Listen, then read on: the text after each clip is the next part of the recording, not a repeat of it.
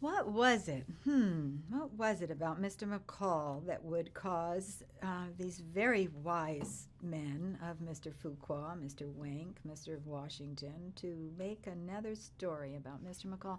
Well, because it's an endless tale, really and truly.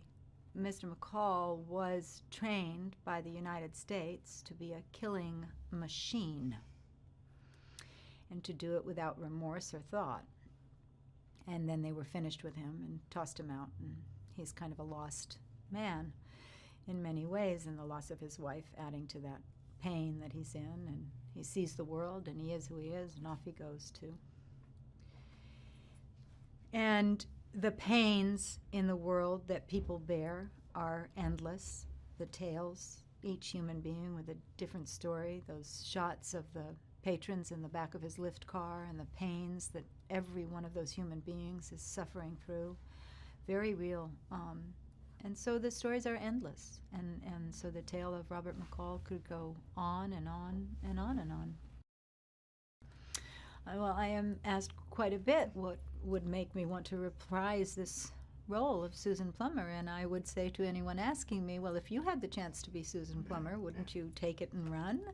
So there's no way I would have walked away from it, not only because of what the role is and the intricate portrait of a woman that is allowed in Equalizer 2, but the chance to work with Mr. Fuqua and Mr. Washington again and get the joy and delight of a couple of scenes with Pedro Pascal. Well, I'm a lucky girl, and then got reunited with my husband, Bill Pullman. You know, there's a lot to celebrate. There's a lot to show up for. Amazing people and consummate professionals that those people bring to them when they work. So it's a set that is a very refined and professional set, and that doesn't happen all the time in the world today, and it's a real pleasure to work with those kind of, experienced professional people. Well, in Equalizer 2, it's fairly easy to name the most challenging scene for this old actor to play because it was sort of out of my usual box, but happy to do it, excited to do it, and took it on quite seriously, added some extra rehearsals for myself, don't tell my union, because I really wanted to be able to get this right and deliver a very specific kind of skirmish for Mr. Fuqua to use in his movie, not just sort of a toss-up in a hotel room, but a skirmish that would help tell the story.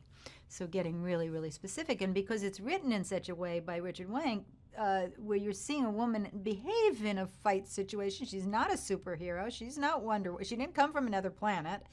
She's a human. Oh, but she was trained by the same people that trained Robert McCall. Susan is a tough woman, and she's also a very elegant and graceful woman, and that balance, too, that again is very much, in my opinion, Fuqua's hand on it, right?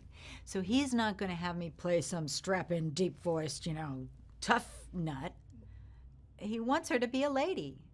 And by the surroundings and the husband he gives me, and it's all adding to help me play a lady who's mighty powerful. Well, I think that when you have a film that has such specific, detailed plot points in every frame, in every shot, the editing of this film is spectacular. You want to see it on a big screen. You don't want to miss a lick of this Equalizer 2. I did see it on a screener, so I could come and talk to you. Saw it for the first time just last night, and I am dying to see it in the theater on Tuesday.